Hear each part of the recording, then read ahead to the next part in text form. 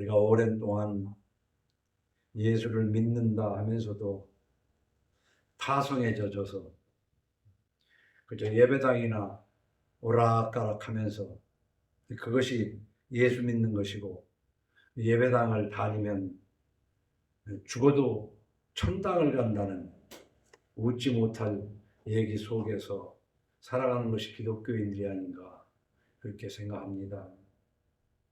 그래서 오늘은 예수 믿는 것을, 오늘은 말씀을 전하기 전에 세 가지로, 세 토막으로 한번 얘기해 볼까요? 예수 믿는다는 것은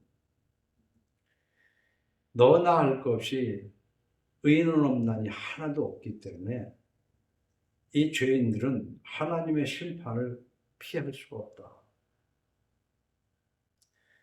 우리가 사람에게도 어떤 잘못을 했을 때 그 잘못을 피하기가 쉽지 않습니다. 그 대가를. 더군다나 그 상대가 힘이 있으면 힘이 있을수록 내 잘못은 더 가혹하게 되돌아오게 돼요. 천지를 창조하신 하나님 앞에 우리가 범죄한 것이 어떻게 심판을 피할 수 있겠습니까? 그래서 예수 믿는다는 것의 첫 번째는 하나님의 심판을 현세에서도 그렇고 내세에서도 피할 길이 없다는 것을 알게 된 사람이에요. 그래서 예수 안 믿는다는 사람들은 뭐겠어요? 예배당만 출입하면서 천당 간다고 생각하는 사람들은 하나님 앞에 잘못한 것을 피할 길이 없다는 거, 그걸 몰라요. 두려운 줄을 모른다는 거예요. 여러분 가정에 있는 하나님이 어디 있느냐 하는 사람도 바로 거기에 속하는 사람들이에요. 현세에서도 언젠가는 하나님 앞에 그 죄의 대가를 받습니다. 우리가 그걸 몰라서 그렇지. 그리고 죽음 뒤편에서 확실하게 받아요. 그래서 예수 믿는 분은 이 첫 번째, 이거라는 거지. 하나님의 심판을 현세든 내세든 피할 길이 없다. 두 번째는 이 피할 길이 없는 하나님의 심판에서 하나님이 내게 은혜를 베푸셨다. 노아에게 은혜를 베푸셔서 그 가족을 방주라는 그 배를 만들게 하셔가지고 물로 심판하기 전에 준비를 시켜서 그래서 살아남게 하는 은혜를 받은 것처럼 우리가 예수 믿는다는 건 자기의 어떤 무엇 때문에 예수를 믿게 되는 거 아닙니다.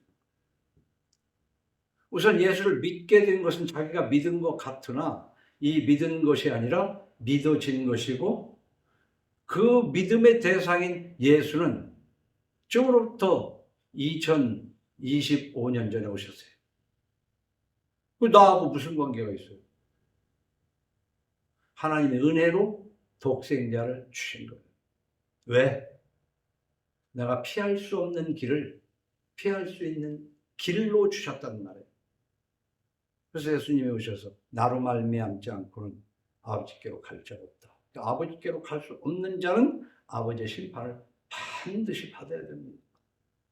그래서 이 두 번째 단계인 은혜로 내가 예수를 믿게 되었다. 이걸로 끝나서 항상 반복하고 반복하는 얘기지만, 그래, 예수님이 날 위해서 십자가에 죽으셨다. 그 앞에 자기가 피할 수 없는 죄인이었다는 것, 그거 인정을 안 해요, 마음속으로. 그러면서 예수 믿는다는 거지. 이건 둘째 단계이고, 둘째 단계 다음에, 그러니까 이제 하나님이 은혜로 남겨둔 거룩한 씨가 되었단 말이에요. 그루터기가 됐다.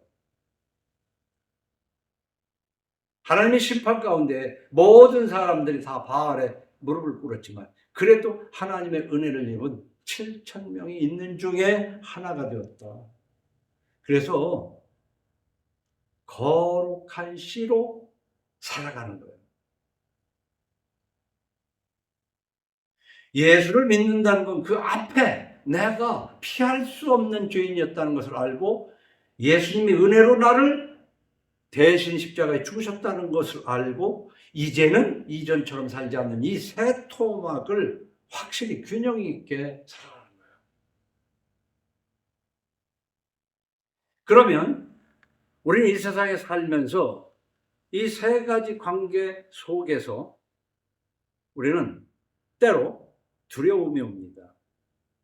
그래서 두려움이 뭐냐고 그러면 각자 두려움이 자기 생각대로 무서운 거, 뭐 그런 거 정도로 생각을 합니다. 근데 사랑이 뭐냐고 물어도 그저 사랑이 그거예요? 그러나 사랑의 의미도 다 달라요. 응? 우리가 하나님의 말씀을 우로나 좌로 치우치지 말아야 된단 말이에요.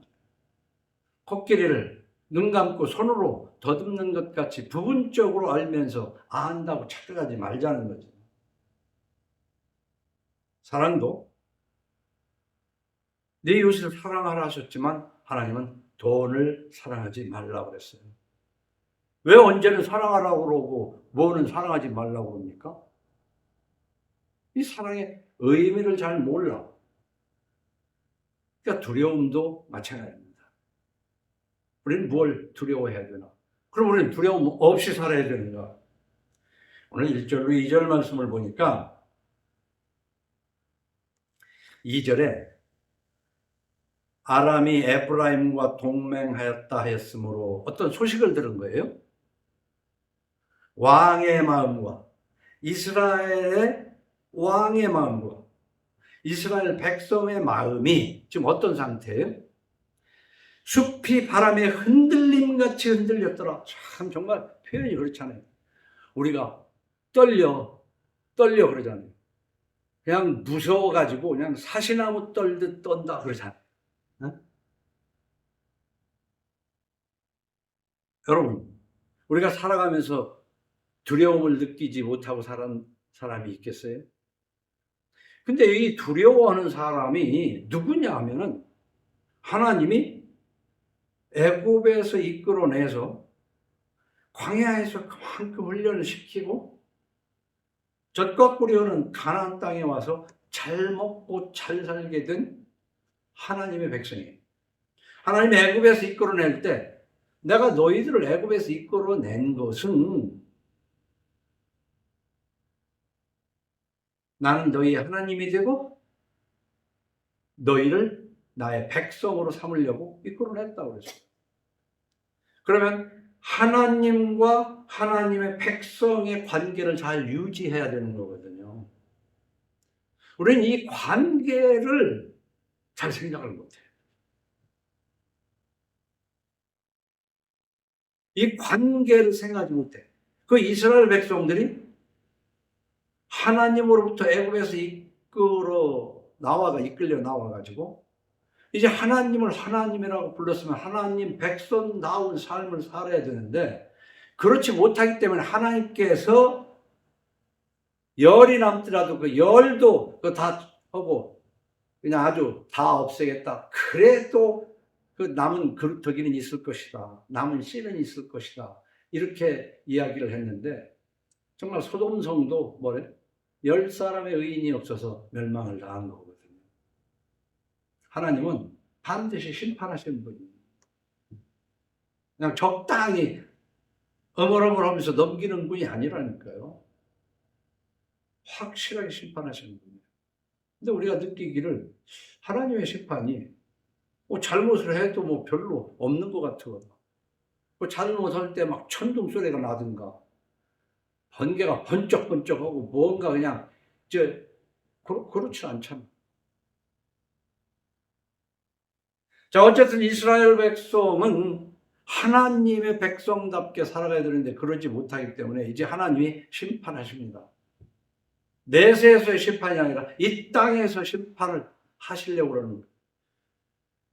그렇기 때문에 주변 나라를 동원해서 이제 전쟁으로 심판치려고.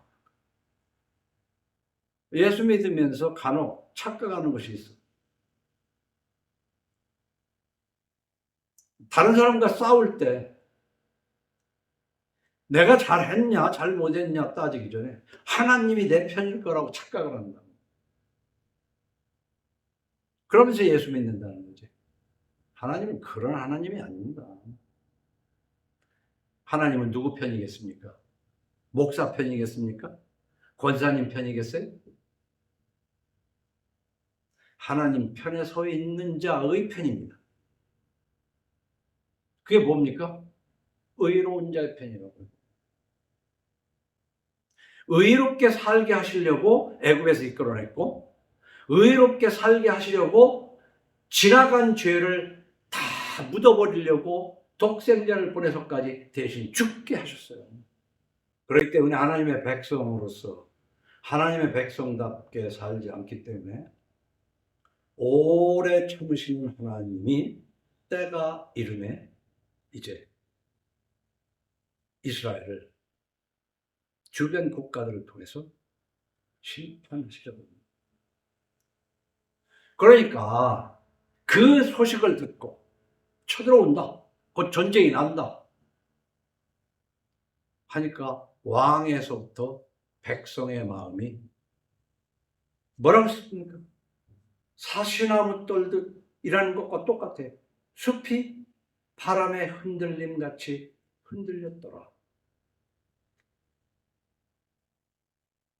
여러분, 두려움이라는 것이 어디에서 옵니까? 두려움은 여러분 나름대로 다 두려움이 있다고. 근데 이것을 좀 작게 얘기하면 염려라고도 할 수 있어요. 그 염려의 내용 속에는 그 염려하는 것이 이루어지고 안 이루어지고를 떠나서 그것이 내게 임하면 임할까? 두렵다는 것이지. 근데 그 두려움은 분리된 것에서 오는 거예요. 어디와 분리된 거예요? 하나님과 분리된 것에서 오는 두려움인 거예요. 염려인 거예요.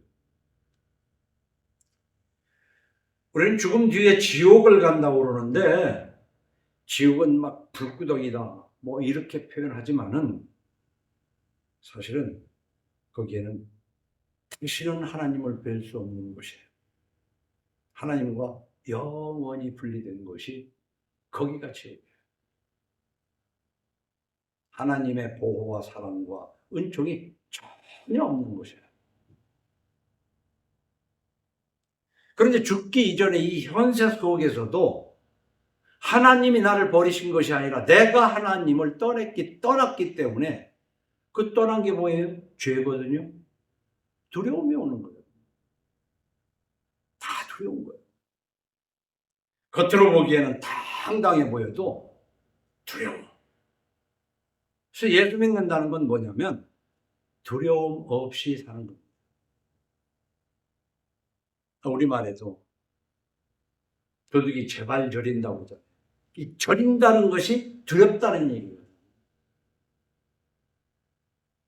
그런데 이 세상은 자기의 잘못이 아니라 할지라도 정말 갑자기 낙뢰를 맞아서 벼락을 맞아 죽을 수도 있고 교통사고로 죽을 수도 있기 때문에 뭐 그런 미래에 일어나지 아니할 그런 것들로 두려워하는 사람도 있어요.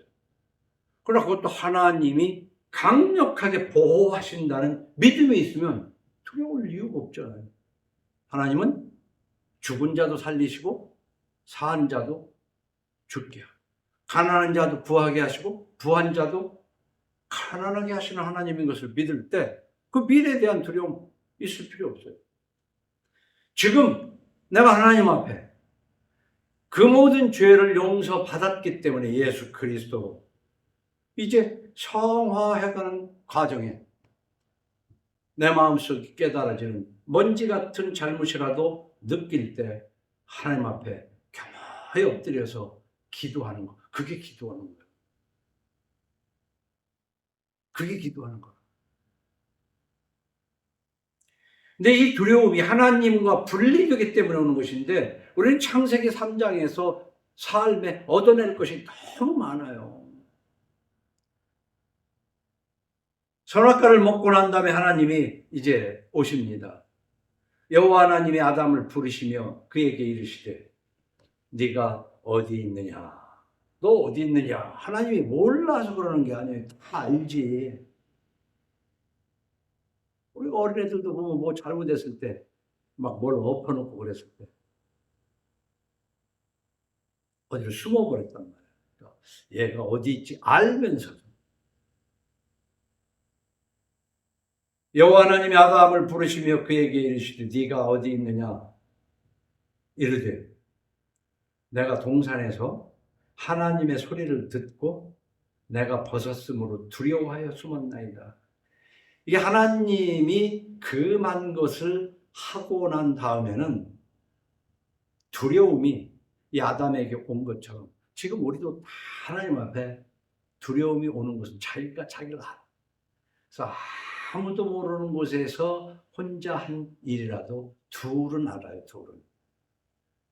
내가 알고 하나님이 알아.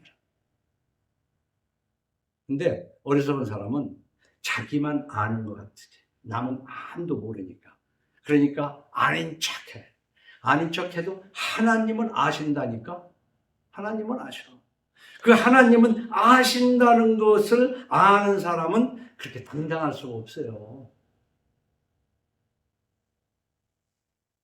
신명기 28장 66절에 이런 기록입니다. 내 생명이 위험에 처하고 주야로 두려워하며 왜 이렇게 주야로 두려워하겠어요? 내 생명을 확신할 수 없을 것이라. 내 마음의 두려움과 눈이 보는 것으로 말미암아 아침에는 이르기를 저녁이 되었으면 좋겠다 할 것이요 저녁에는 이르기를 아침이 되었으면 좋겠다 하려고. 하나님을 모르는 사람이라도 죄가 많아서 염려가 많은 사람은 밤잠을 제대로 못 자. 그러고 빨리 이 날이 샜으면 좋겠다. 그 날 새고 나면은 하루가 너무 길어. 빨리 저물어서 잠자리에 들어가 잤으면 좋겠다. 맨날 이 비정상적인 삶을 살게 되는 거예요. 어떻게 기쁨이 있겠어요? 피곤하지.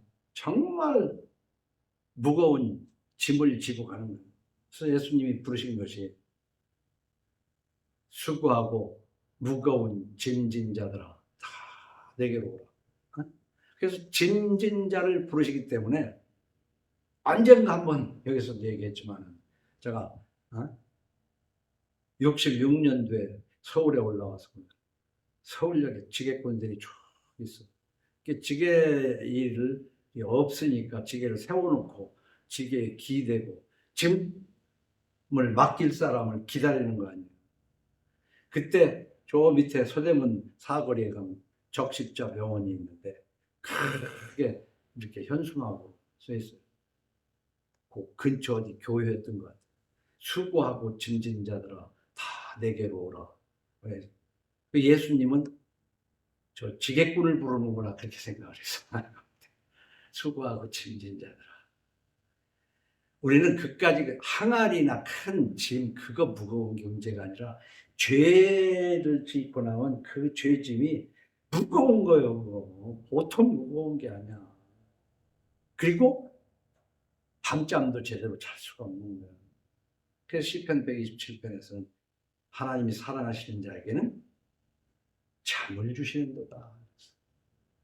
우리가 단잠을 자는 것도 하나님의 사랑의 한 일종이에요. 잠 못 자는 것도 한번 잘 생각해 보세요. 내가 왜 잠을 잘 못 자는가? 그리고 마음이 왜 이렇게 무거운가? 그 하나님께서 주신 나름대로의 5장 6부 외에 하나의 장기인 양심이라는 게 있어서 그렇다. 시편 34편 4절에 내가 여호와께 간구하며 내게 응답하시고 내 모든 두려움에서 나를 건지셨도다. 이 두려울 때 기도해야 되는 거예요. 어떻게 기도해야 되겠어요? 참회와 감사를 하는 거지. 두려울 때. 근데 두려울 때는 그 두려움을 감추려고 자꾸 아담은 어떻게 했어요? 무화과 잎으로 가렸다는 것이지. 우리가 슬픈 것이 무슨 얘기냐면 사람은 살다 보면은 잘못을 안 할 수가 없어요. 그러면 그 잘못을 내놓고 하나님 앞에 털어놓고 사죄를 구해야 돼요. 근데 자꾸 감추, 덮고 또 덮고. 그게 뭐냐면 핑계대고 둘러대고.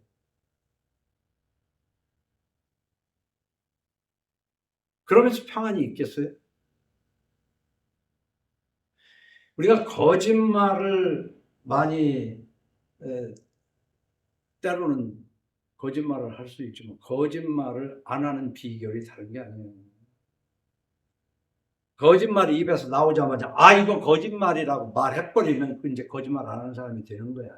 근데 거짓말을 해놓고 시간이 지나서 물어보면 그 거짓말을 덮기 위해서 또 다른 거짓말을 한다고. 그래서 자꾸 커져.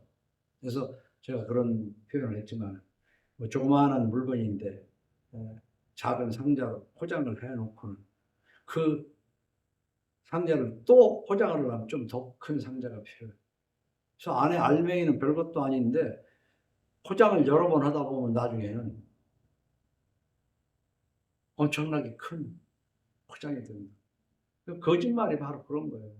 어떤 거짓말을 했더라도 그냥 내가 잘못 생각했다. 솔직히 얘기해야지. 뭐 말이 혼나갔다 이렇게 둘러대지 말고 내가 이 마음에서 이런 얘기인데 그건 내 잘못이다. 바로 하나님 앞에 우리가 기도해야 되는데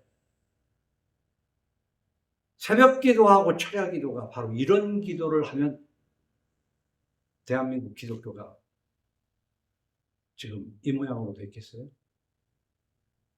하나님이 원치 않는 기도만 하러 다니는 미신적인 신앙생활을 했기 때문에 여기까지 온 것이 아니냐. 이사야서 12장 2절에는 그렇게 말합니다. 보라, 하나님은 나의 구원이시라. 내가 신뢰하고 두려움이 없으리니 주 여호와는 나의 힘이시며 나의 노래시며 나의 구원이시며. 예수 믿는다는 것이 바로 오늘 이 같은 말씀. 하나님 나의 구원이시라. 내가 신뢰하고 하나님을 믿고 두려움이 없으리니, 두려움이 없는 게 하나님을 믿고 하나님 말씀대로 살아가니까 두려움이 없다 이거야. 그래서 이 예수 믿는 사람은 다른 거 아니에요. 두려움이 없는 겁니다. 두려움. 그러나 흔히 얘기해요. 저 겁 없어. 무지할 때도 두려움이 없어. 그래서 무식하면 용감하다는 말이 있습니다. 몰라서 용감한 그것이 아니야. 알 거 다 알아요. 그러나 하나님의 보호와 인도와 하나님이 내가 하나님 편에 서 있다는 걸 알 때 두려움이 없다 이 말이에요. 그래서 두려움이라는 것이 이런 의미에서 두려움이 하나 있는가 하면은 또 다른 두려움이 있어요. 우리가 그리스도인은 거룩한 두려움을 가져야 된다 그 말이에요. 거룩한 두려움.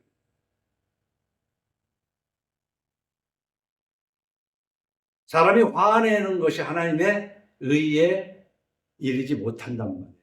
사람이 성내는 것이 하나님 기쁘시게 하는 것은 아니에요.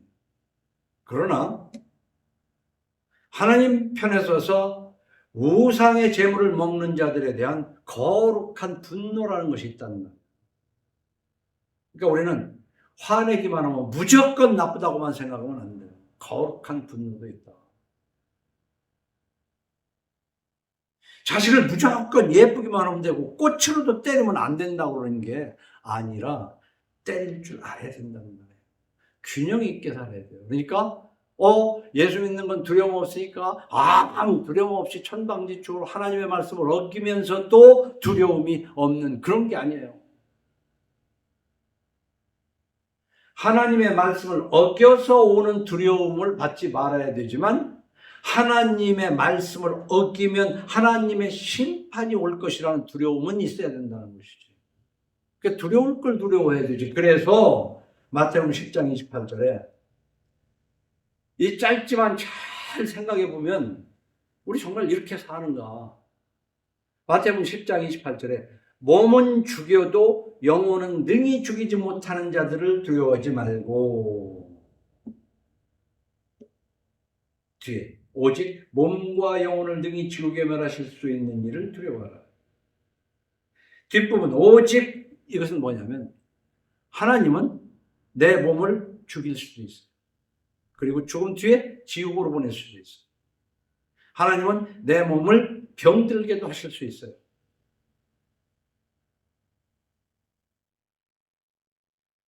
내 몸을 죽게도 할 수 있고 내 영혼을 지옥에도 가게 하시는 하나님을 두려워해야지. 그 앞에 이 세상 사람들은 그 어떤 누구를 할지라도 내 몸은 죽일 수 있어도 나를 지옥에까지 보내지는 못해요. 내가 하나님 앞에 인정을 받아서 영원한 천국에 갈 수 있는 사람인데 그 누가 나를 지옥으로 보내겠어요? 죽일 수는 있어, 사람이. 그런데 사람들은 나를 지옥에 보낼 수 있는 하나님보다 나를 이 땅에서 죽일 수 있는 사람만 두려워한다. 뭐 여기서 더 설명해봐야 참 사족이 되는 건데요. 읽으면 알 수 있어요. 몸은 죽여도 영혼은 능히 죽이지 못하는 자들을 두려워하지 말고, 그런 것들을 두려워하지 말고, 오직 몸과 영혼을 능히 지옥에 멸하실 수 있는 일을 두려워하라. 그러니까 우리는 예수 믿는다는 것은 이 두려움을 잘 아는 거예요. 두려워할 때 두려워할 줄 알고 두려움 없이 사는 거야. 우리 예수 믿으면서 이 두려움을 해결해야 된다 그 말이에요. 베드로전서 1장 16절에는 기록되었을 때 내가 거룩하니 너희도 거룩할지어다 하셨느니라. 이게 바로 베드로가 한 말이지만은 하나님이 이스라엘 백성들에게 하신 말씀이에요. 그러나 그때 하신 말씀은 지금 우리에게 하시는 말씀이에요. 하나님이 거룩하니 나도 거룩해야 된다는 것을 믿고 살아가는 거예요. 이 거룩이 뭐겠어요? 거룩이 하나님의 심판을 피할 수 없는데 하나님이 은혜로 나를 피하게 해주셨으니 이제는 성화해야 되는 그것이 거룩해 가는 것이 이 3단계가 거룩한 백성으로 살아가는 거예요. 뭐 애당초에 나는 죄도 없었고 나니까 하나님이 나를 하나님 예수 믿게 해줬죠. 참 우스꽝스러운 그런 마음을 가지고 있는 사람도 있어요. 자기에 대한 자존감이 돼가지고 지가 뭐 집안 좋고 원래 지가 착하게 살았기 때문에 하나님이 나를 부르셔서 이렇게 하는 거예요. 그것은 예수 믿는 사람이 아니야. 예수 안 믿은 사람이야.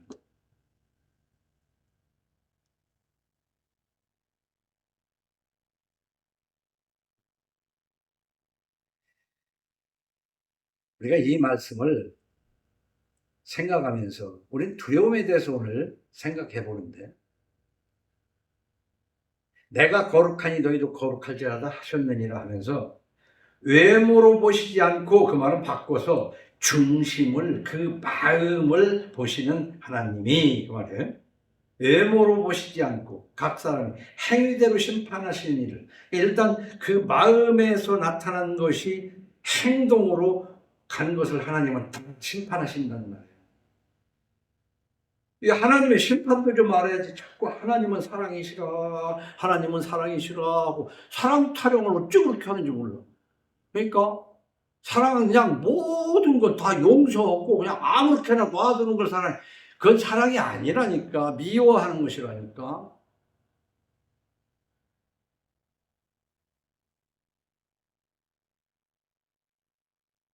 각 사람의 행위대로 심판하시는 일을 너희가 아버지라 부른즉 너희가 나그네로 있을 때를 두려움으로 지내라.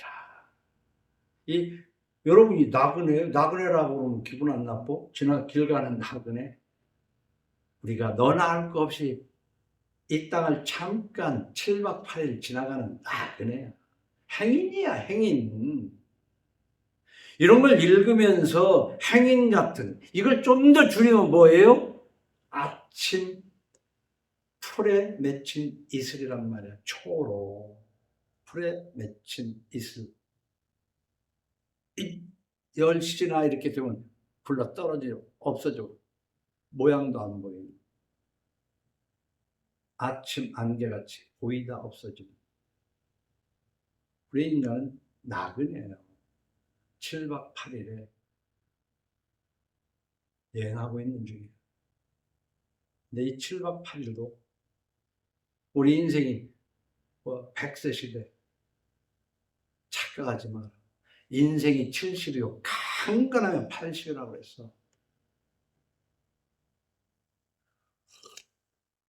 70 넘었으면 죽을 날을 준비하는 것이 지혜야.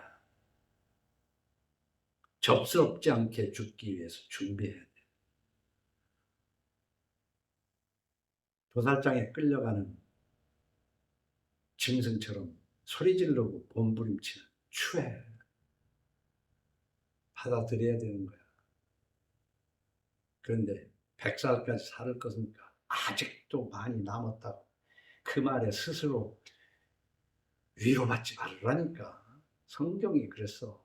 인생이 70이요. 강건하면 80이라고 그랬어. 조건 붙인 거라니까. 강건하면이라고 했어. 그렇지 않으면 70 몇에 그냥 가는 거야. 그게 인생이야. 뭐 더 이상도 생각하지 마. 요즘 수명이 80이니 90이니 그건 평균 수명을 얘기하는 평균. 그러니까 50에도 40에도 이미 간 사람들이 많아. 70 넘고 80 넘으면 같은 나이가 몇 명인가를 한번 찾아봐. 요즘 챗 GPT 같은 데다가 한번 물어봐. 지금 한국에 70살 넘은 70세 넘은 사람 총 인원수 좀 알려줘. 그러면 촥 나와. 몇 명 안 돼. 네? 몇 명 안 된다니까. 착각하고 살지만 예수 믿는 사람은요. 진리와 함께 사는 예수님이 진리지만은 그 모든 것을 바로 알고 사는 거라고. 그래 베드로전서 이 나그네로 있을 때를 두려움으로 지내라. 나그네로 있을 때 두려움으로 지내라. 두려워라는 거예요. 그러니까 이건 뭐예요? 죄를 짓고 두려워하면서 지내라는 얘기예요. 하나님의 심판을 두려워하면서 살아라. 하나님의 심판을 두려워하면서 살으라고.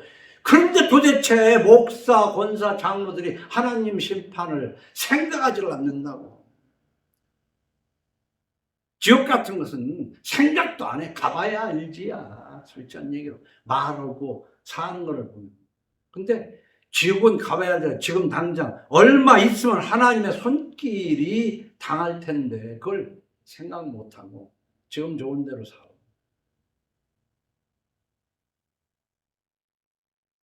이 자리에서도 몇 번 얘기했지만 애들을 기르면서도 하는 얘기가 내가 야단치고 이럴 때 정신 차려. 내가 입 다물으면 하나님이 손대. 왜냐하면 하나님이 손대지 말라고 내가 간섭하는 거라고. 가족을. 교회를. 교회 다른 사람한테 잔소리하는 것이 뭐야? 하나님이 손 못 대게 하려고 내가 손대는 거라니까. 근데 내 손길을 뿌리치면은 하나님의 손이 임한다니까. 그걸 모르더라고. 베드로전서 3장 13절에 이렇게 또 너희가 열심으로 선을 행하면 누가 너희를 헤아리요? 그냥 단순하게 하면 돼요. 그러니까 선을 행해도 해하는 사람들이 있기 때문에 이걸 조심을 해야 돼요. 그러나 하나님이 지켜주시면 누가 우리를 해하겠어요? 그러나 의를 위하여 고난을 받으면 복 있는 자니 봐요. 의롭게 하는데도 고난을 받기도 한다는 것이지. 근데 그게 복이 있다는 거야. 그러니까 죄를 짓고 화를 당하는 게 아니라 의를 행하고도 복을 받는 수도 있다는 거야. 그걸 그렇게 두려워하지 말라는 거지. 내가 잘했는데도 어려움이 있어. 그러니까 의를 위하여 잘했는데도 어려움이 오면 오히려 그것이 복이 있다는 거예요. 마태복음 6장에서도 그걸 설명하고 있는 거예요. 의를 위하여 핍박을 받은 자는 복이 있나니 그랬어요. 그런데 대부분은 의를 위하여 핍박을 받고 고난을 받는 게 아니라 쥐가 잘못한 것에 대한 대가를 받으면서도 내가 예수 믿으니까 의를 행하다가 고난을 당한다. 목사들 중에 많아요. 그 둘러대는 사람. 쥐 잘못해놓고는 지금 사단을 일으켜놓고는. 그러니까 보통 무서운 게 아니야. 이거 예수쟁이들이. 응?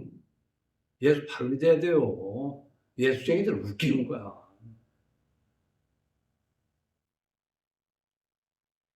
그들이 두려워하는 것을 두려워하지 말며 근심하지 말고 너희 마음에 그리스도를 주로 삼아 거룩하게 하고 너희 속에 있는 소망에 관한 이유를 묻는 자에게는 대답할 것을 항상 준비하되 온유와 두려움으로 하고.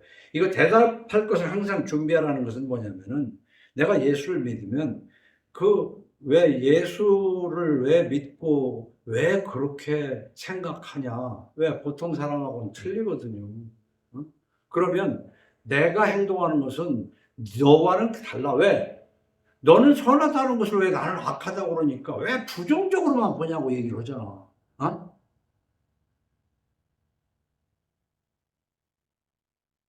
너는 선하다고 그러는데 나는 악하단 말이에요. 내가 볼 때는 악한데 너는 선하다고 본다니까. 내가 볼 때는 선한 것인데 너는 왜 악하냐고 그러니까 의견이 충돌하잖아요. 묻는다고 사람이 왜 그러냐고. 그래서 하나님의 말씀을 바로 알아서 하는 것이라면 분명히 대답할 것이 있잖아요. 그러나 이해를 못해. 왜 그것이 그러냐.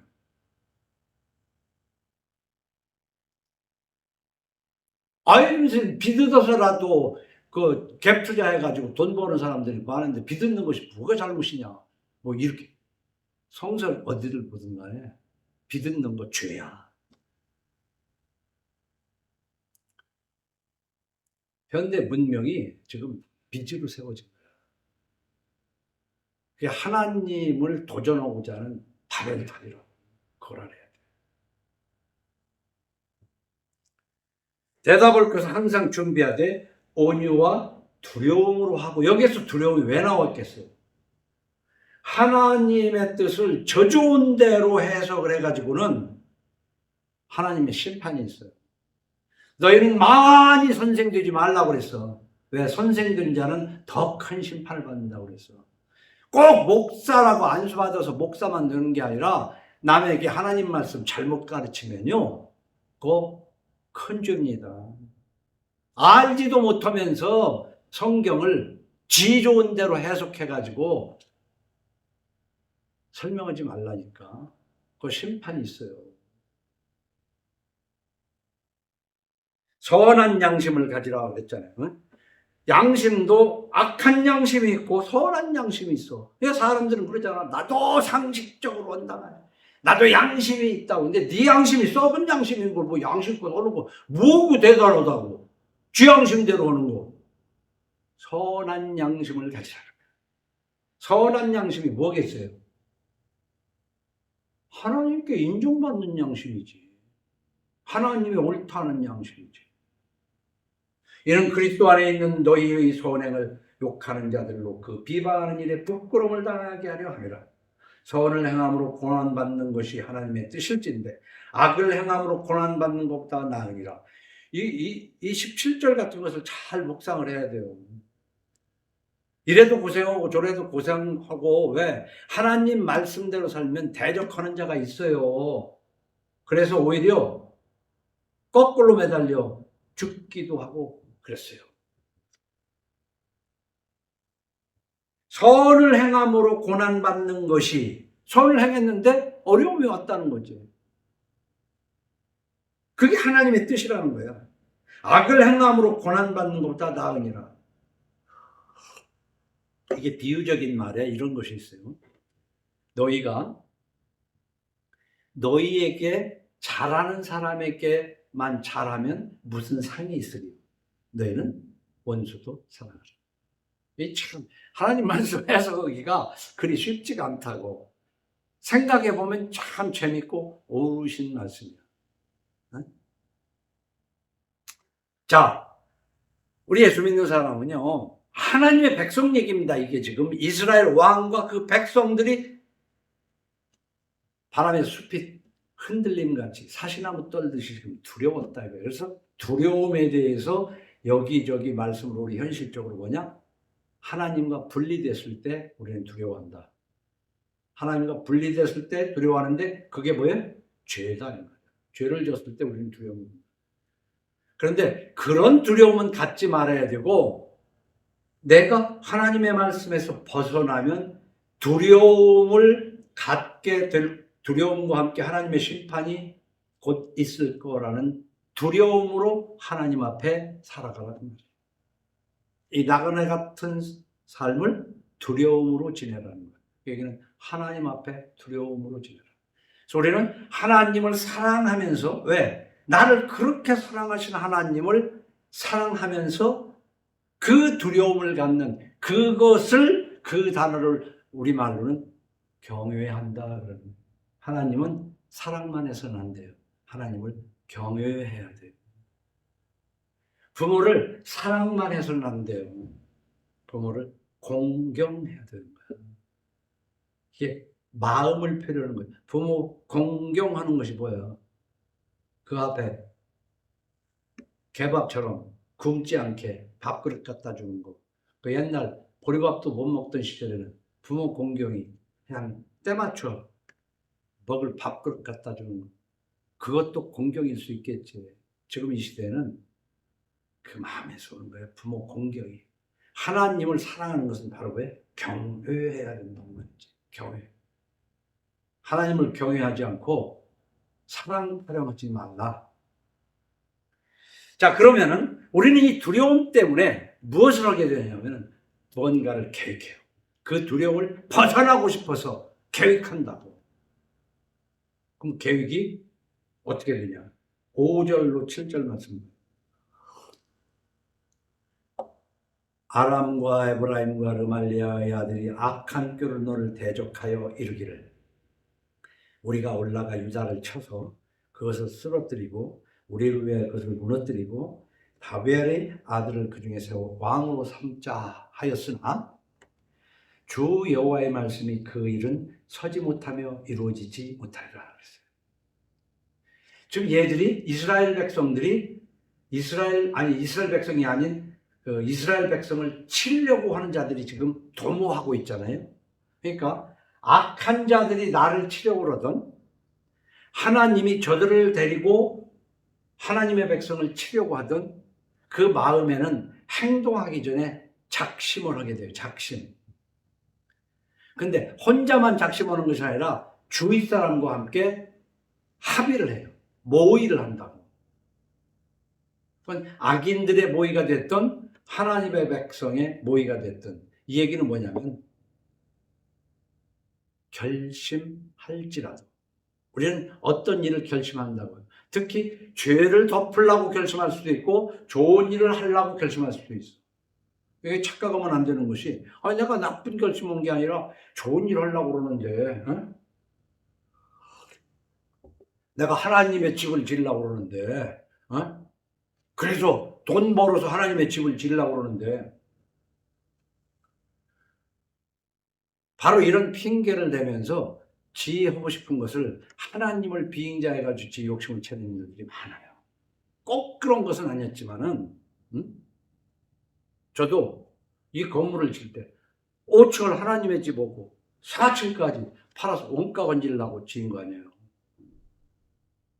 그럼 그 속에 내가 불순물이 있었는지는 하나님이 아시겠지만,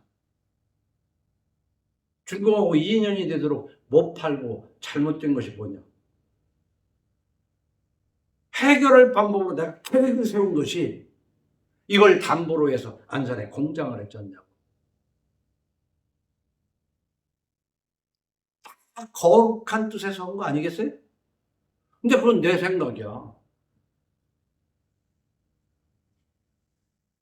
오늘 5절에서 7절 얘기한 것처럼 아람과 에브라임과 르말리아의 아들이 악한 꾀로 본 계획을 해.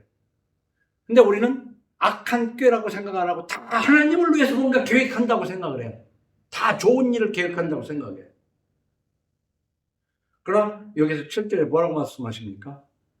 주 여호와의 말씀이 그 일은 서지 못하며 이루어지지 못하리라. 자, 오늘 나는 9절까지 읽고 오늘 여기에서 두 가지를 말씀드리고 싶은 거예요. 이미 얘기한 두려움. 이 두려움으로 우리는 예수 그리스도를 믿어서 이 두려움을 피하고 이제는 하나님을 두려워하며 성화해야 된다는 것이 예수 믿는 것이고, 그럼 그 살아가는 과정 속에서 악한 꾀로 계획을 하던 선한 뜻으로 계획을 하던 그건 내 생각이야. 선한 것, 내가 보기에는 선한 것 같았는데도 지나고 보니까 자기의 유익을 위해서 한 것들이 있다고. 자, 한국에 무수히 많은 교회들이 있는데 이 교회가, 예배당이, 목사들이 하나님의 일을 한다고 하면서 겉으로 볼 때는 더 하나님의 일이지, 예배당 일을 하니까. 근데 그 속은 하나님이 아신다고요. 정말 네가 나를 위해서 하는 일인지. 그럼 거꾸로 목사만이 아니라 장로, 권사, 집사들이 예배당에 다니면서 다 하나님의 일. 내가 예화로 이런 얘기를 했어요. 어떤 저 지방교회 장로님이 교회 헌금 재정을 맡는 장로인데 그 재정을 가지고 노름으로다가 다 까먹었네. 장로님 어쩌다 그랬어요. 우리 교회도 지어야 되고 하는데 재정이 너무 작으니까 좀 늘려서 지으려고 그랬대. 어?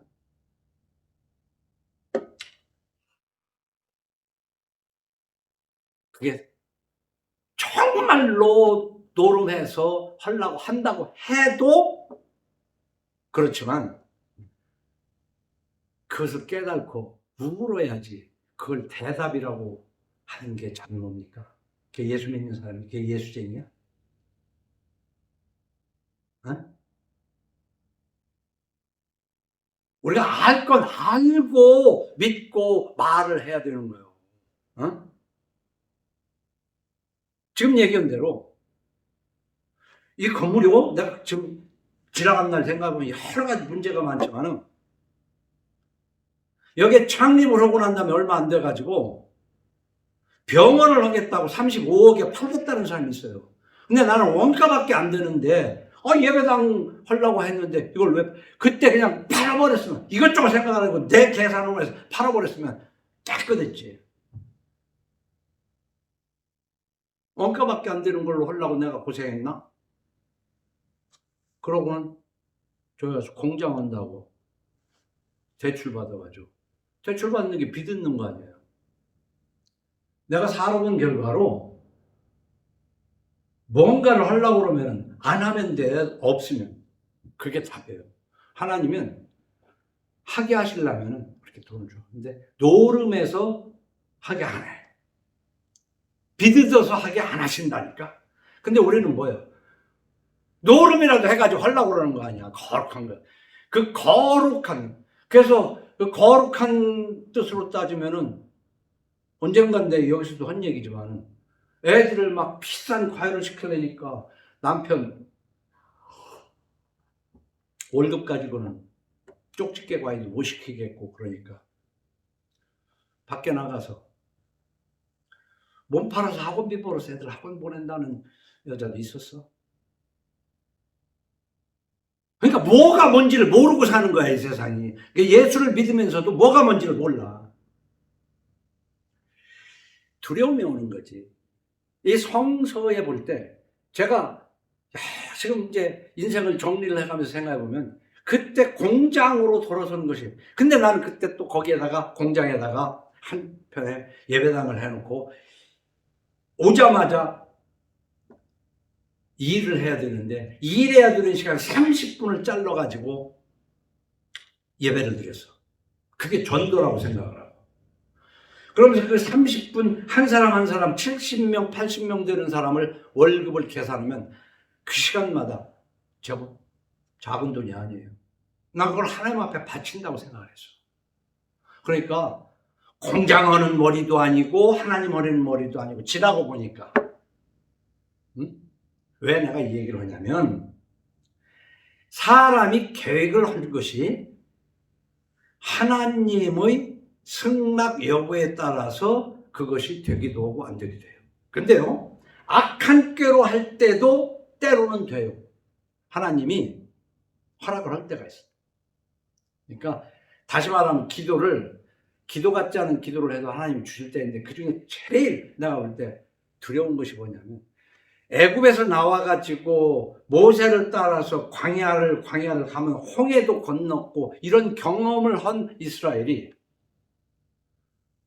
달마다 만나를 먹었잖아요. 얼마나 신비한 삶을 살았습니까? 근데 목마르면 물도 마시고 아침이면은 가시 같은 웨하스 같은 이거 그날 먹고 근데 가다가 막 울고 난리가 났어. 왜 그런가 했더니 그래도 내가 애굽에서 있을 때 종살이를 했어도 거기서는 외도 먹었고 부추도 먹고 뭣도 먹고 고기도 먹었는데 여기는 그런 거 없지 않냐 이거야. 거기 지금 있었더라면 고기를 배불리 먹었을 텐데 하면서 울어. 그러니까 하나님이 이 얘기도 내가 2번 정도 설명을 했어요. 자식을 보면은 옛날 그 가난한 시절에 보면은 그 어머니들이 애들을 막 업어서 기르고 여러 가지 것도 있지만 너무 지금 막 주었는데 먹고도 더 달라고 징징대면은 얘나 자식아 처먹어라 하면서 막 그냥 밥그릇을 입에다 갖다 하나님도 그렇게 하시는 하나님이 막 바람을 불어서 메추라기가 이스라엘 진에 이렇게 무릎 넘게 메추라기가 막 쌓이게 보내. 구워 먹어라 이 자식들아. 이스라엘 백성들이 메추라기 고기를 씹어 먹고 그 고기가 이 사이에 끼었을 때 하나님께서 치시니 얼마가 죽었다고 그랬던가 그랬어요. 그러니까 우리는 내가 계획한 대로 되지 않는다는 지금 얘기를 하는 거예요. 지금 여기서도 악한 꾀로 어쩌고 저쩌고 하니까 하나님께서 주의 말씀이 그 일은 서지 못하며 이루어지지 못하리라 그랬잖아요. 그래서 내가 준비한 말씀이 사무엘상 17장 47절에는 여호와의 구원하심이 칼과 창에 있지 아니함을 이 무리에게 알게 하리라. 전쟁은 여호와께 속한 것인즉 그가 너희를 우리 손에 넘기시리라. 우리가 전쟁을 할 때는 대개 화력이 어느 쪽이 그러니까 힘이 어느 쪽이 칼과 창이 폭탄이 어느 쪽이 많냐에 따라서 이기는 걸로 계산을 한단 말이에요. 근데 그렇지 않다. 하나님이 이기게 하셔야 이길 수 있다는 것이지. 전쟁조차도. 사무엘상 14장 6절에는 요나단이 자기의 무기를 든 소년에게 이르되 우리가 이 할례 받지 않은 자들에게로 건너가자. 여호와께서 우리를 위하여 일하실까 하노라. 여호와의 구원은 사람이 많고 적음에 달리지 아니하느니라. 우리는 어떻게 해요? 뭔 사업을 하든 싸움을 하든 머릿수 내지는 뭐 돈 액수 가지고 되고 안 되고 그 예수 믿는 사람은 그렇게 따지면 안 되는 거야. 예수 믿는 사람은 그런 거 따지는 게 아니야. 아무것도 가진 것이 없으나 모든 것을 가졌다는 그게 내 마음대로 되는 게 아니잖아요. 하나님이 원하시면 못 이룰 게 뭐 있습니까? 그렇기 때문에 우리가 한 사람 한 사람의 생사화복은 물론이고 나라의 흥망성쇠와 우주 만물을 섭리하신 창조주, 우리가 예수 믿을 때 창조주가 머릿속에서 떠나면 안 돼요. 하나님은 창조주야. 그래서 지금 내 앞에도 있는 것이 없게 하실 수도 있고 내 앞에 없는 것이 있게 하실 수도 있어요. 어떻게 따지면 의학적인 측면으로 보면 과대망상의 하나라고 생각할지는 모르지만 진리야. 그 믿음이. 그래서 사무엘상 2장을 보면 한나의 기도가 그러잖아요. 여호와는 가난하게도 하시고 부하게도 하시며 낮추기도 하시고 높이기도 하시는도다. 그래서 저는 하나님이 어디 있느냐 하면서 하나님이 허락하시지 않으면 손가락 하나도 까딱할 수 없다는 여기에서 계시록 3장 7절 말씀이 열면 닫을 사람이 없고 닫으면 열 사람이 없는 그가 이르시되 하나님을 그렇게 표현했잖아요. 근데 그것은 성경에 없는 얘기에 손가락 하나도 내 마음대로 까딱할 수 없다.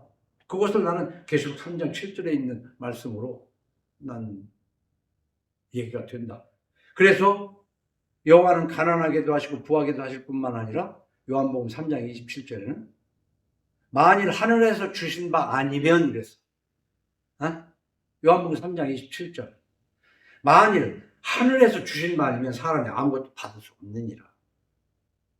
우리 예수 믿는다는 건 바로 뭐냐면 두려움을 바로 알 뿐만 아니라 내 마음에 부단히 얻고 싶은 것이 있지만 하나님이 주시면 야 내가 그걸 어떻게 얻을 수 있어 하고 부정적인 생각이 아니라 하나님이 주시면 나도 받을 수 있지. 그러나 내가 아무리 계획을 해도 하나님이 주시지 않으면 받을 수 없다는 그 확신이 있어야 돼요. 그거 없으면서 예수 믿는다고 그러면은 착각이다.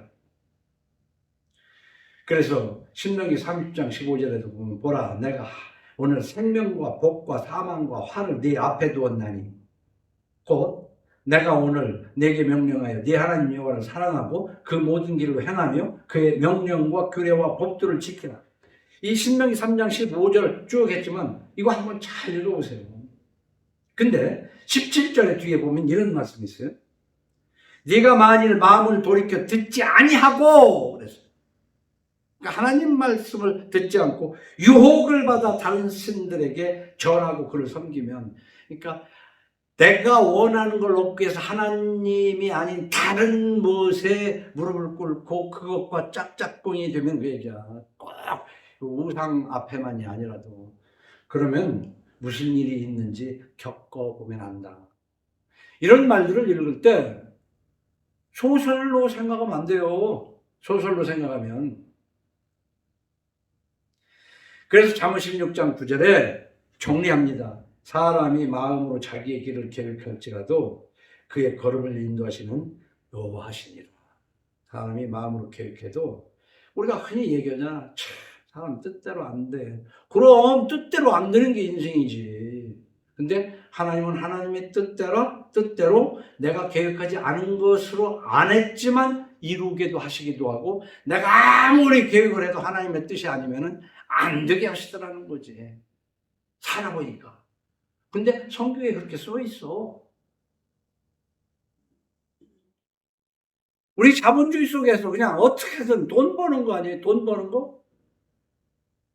내가 내 영혼에게 이르되 영혼아 여러 해 쓸 물건을 많이 쌓아두었으니 평안히 쉬고 먹고 마시고 즐거워하자 하리라. 하되 하나님은 이르시되 어리석은 자여 오늘 밤에 네 영혼을 도로 찾으리니 그러면 네 준비한 것이 누구의 것이 되겠느냐? 뭐 이런 말씀 읽으면서도 제 뜻대로 될 거로 생각하고 그럼 사람이 계획하고 열심히 노력해. 그거 하지 말라는 게 아니야. 그 안에는 반드시 하나님의 말씀 속에서 하나님이 막으시는지 뒤에서 미루시는지를 잘 판단해가면서 살아야 돼요. 말씀 마칩니다. 그렇기 때문에 히브리서 6장 1절 말씀 우리 함께 읽어봅시다. 그러므로 우리가 그리스도의 도의 초보를 버리고 죽은 행실을 회개함과 하나님께 대한 신앙과 세례들과 안수와 죽은 자의 부활과 영원한 심판에 관한 교훈. 지금 여기 한마디 한마디 우리 알을 게 많아요. 이런 것들을 이 심판에 관한 교훈의 털을 다시 닫지 말고 완전한 대로 나아갈지니라. 하나님께서 허락하시면 우리가 이것을 하리라. 이게 성령 받아야 위에 같이 도의 초보를 버리고 죽은 행실을 회개하고 하나님께 대한 신앙과 세례들과 안수와 죽은 자의 부활과 영원한 심판에 대한 교훈의 토를 다시 닦지 않고 살아갈 수 있는 거예요. 근데 뒤에 4절부터 한번 잘 봐요.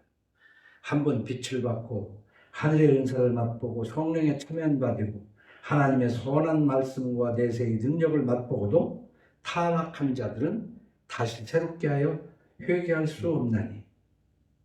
이 대목을 두렵게 하게 돼요. 내가 심판을 피할 수가 없었는데 하나님의 은혜로 예수를 믿게 되어 모든 것을 용서받았으니까 나는 성화하는 것이 하나님으로부터 사랑받는 길이고 영생을 얻는 길이다라고 알면서 또다시 유혹에 넘어가게 되면 다시 용서받는 길이 없다는 거야. 그래서 아직 예수 안 믿는 사람은 천천히 믿는 게 차라리 낫겠다라고 내가 얘기 한번 한 거예요. 기도합시다. 오늘도 성화되지 못한